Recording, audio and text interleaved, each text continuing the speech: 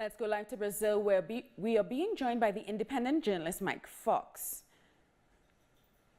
Hello. Mike, thank you so much for joining us. This immediate detention order from Judge Moro came quite as a surprise because, as far as we've been told, Lula was not expected to be sent to prison until next week. So what exactly has happened here? Right. Well, it was very similar to what your correspondent said. And yeah, we were all under the impression that he had until April 10th.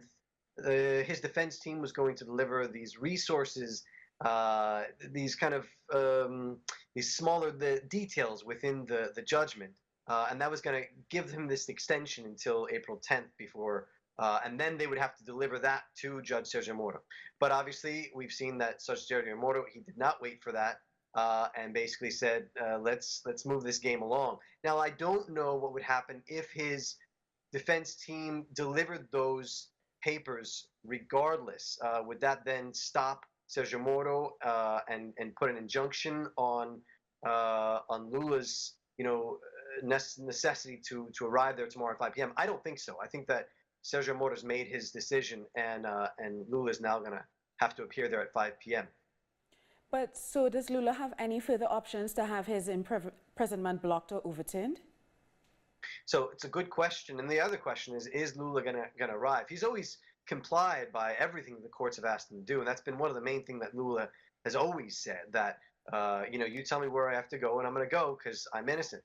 What we saw, however, is just over the last few hours, the PT met with Lula in Sao Paulo. And out of that, one of the things that came out of it was to call for kind of a permanent mobilization outside of Lula's house in San Bernardo do Campo. So that's one of the things that's going to be happening over the next just hours. Already there's, people are calling for this on social media, whatever else. And like you said, people have been already arriving.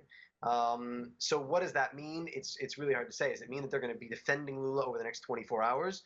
And then he'll be arriving in Curitiba at 5 p.m.? It's up in the air.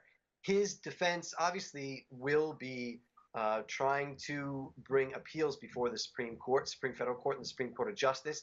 They're going to be trying to go back to the Supreme Federal Court and asking for the inconstitutionality of the sending someone to prison in their, after just one appeal. So this last time it was the inconstitutionality of Lula, and they want to open that up to a much broader issue. So that's one of the things that they will be discussing.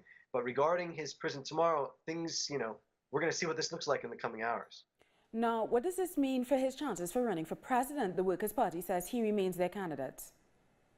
They say he remains their candidate. There's been rumors in some of the media saying that they're considering not moving forward with that or picking up some other candidate. But I think that for the time being, at least, he is their guy. Lula, as we've talked about in the past, 41% approval rating. He is the head of the polls by far, and there's no one else on the left that has the same clout, that has the same widespread grassroots approval that Lula does.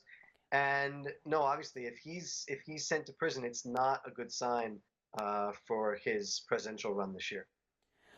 Mike Fox, thank you so much for talking to us and trying to help us make sense of this all. This is a really fast-moving case. Mike Fox there in Brazil.